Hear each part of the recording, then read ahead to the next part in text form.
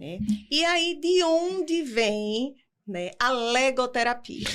Bom, eu ia perguntar exatamente isso. Quando é que isso se aproxima das práticas psicológicas, né? Exato. Quando é que acontece essa junção? Gardner, né, ele já acreditava, né, e já afirmava que todo ser humano ele nasce criativo. Sim, tem uma psicologia tem uma área pouquíssimo conhecida, né? Exato. Chamada psicologia da criatividade. Exato. Isso existe. E aí o que acontece? O pico dessa criatividade é justamente na infância. Sim. Então, o Lego ele veio para justamente essa criatividade da criança, né? E assim, hoje em dia, né, quando se fala na legoterapia, ele serve para várias coisas, até para recuperação de idosos, né, por conta das cores, idosos com Alzheimer. Então não se aplica só, não é uma técnica que é aplicável só à infância. Não. Ela tem aplicações em todas as faixas etárias. Crianças com deficiência intelectual também. Também. Né, em hospitais, né, para dar mais leveza à hospitalização. Né? Então, assim, o Lego, ele é assim, e tanto é que na caixa diz até 99 anos, né?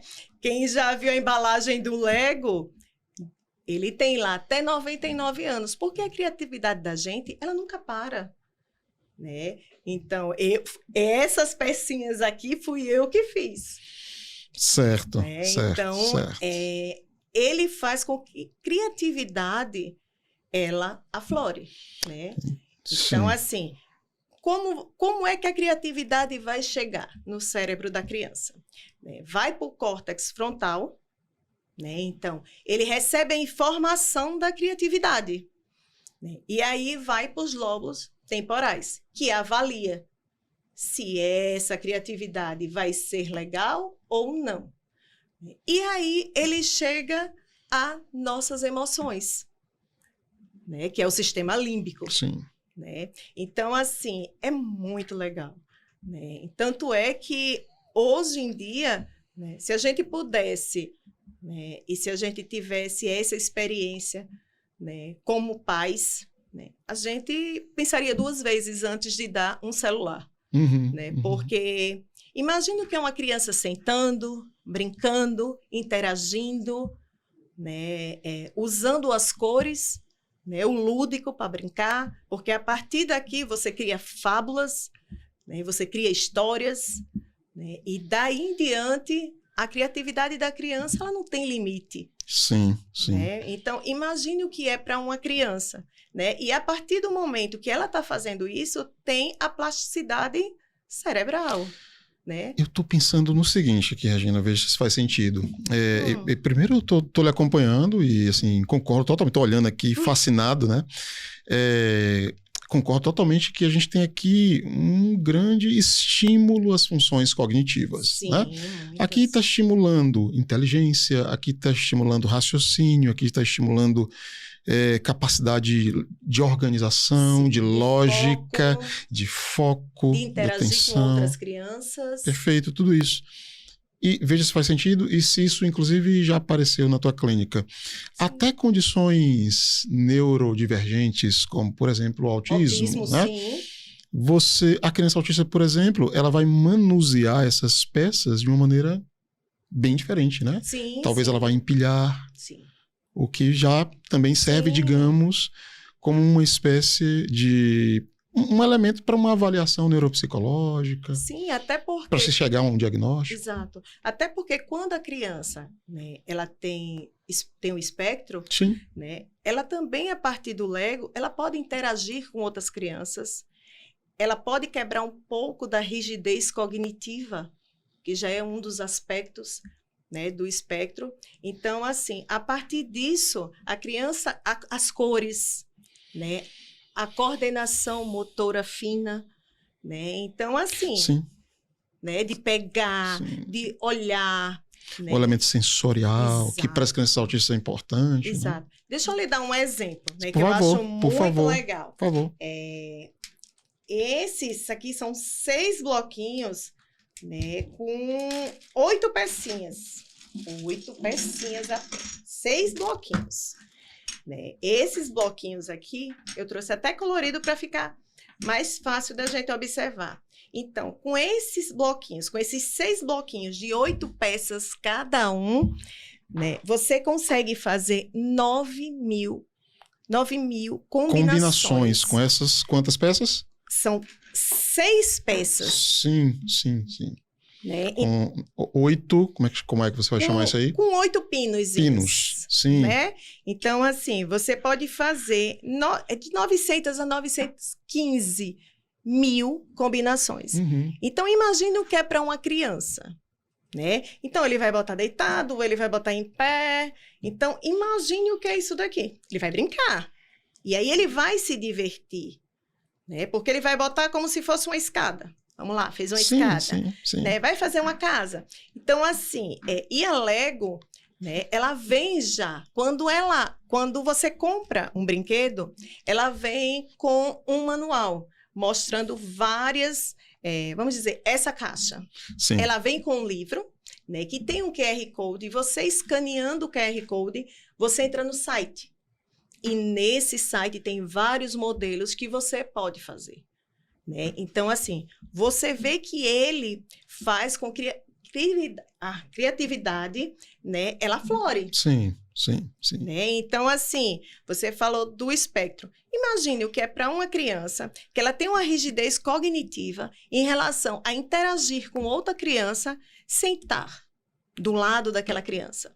Então, a partir do momento que ele pega uma peça, vai interagindo, né, vai realmente fazendo com que aquele momento, ele seja um momento de interação, ele seja um momento leve, né? A mesma coisa, vamos para o TDAH. Uhum. O foco, a atenção, né?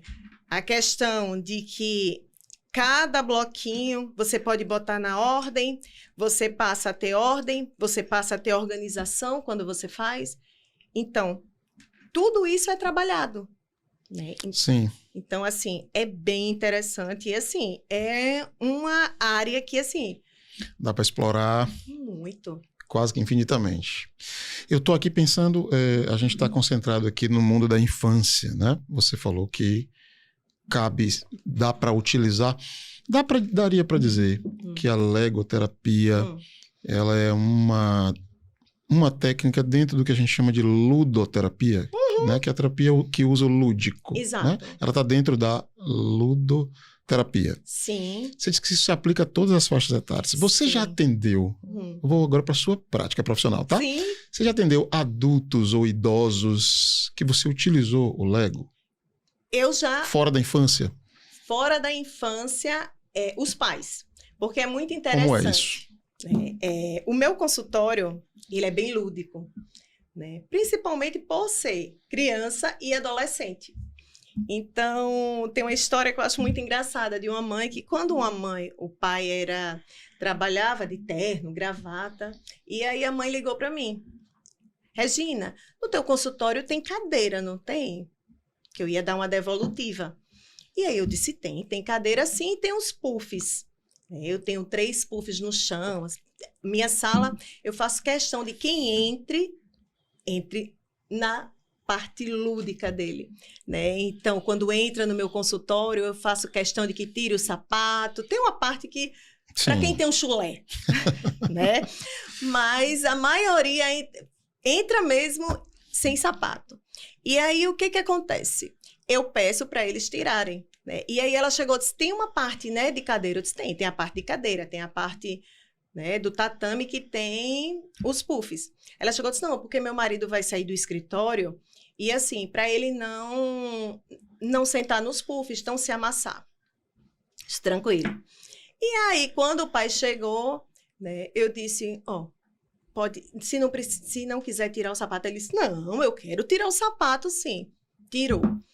Né? E aí, quando abriu a porta, eu disse, tá ali as cadeiras, tá? O senhor não precisa sentar no puff, fique à vontade. Eu disse, não, eu quero sentar no puff.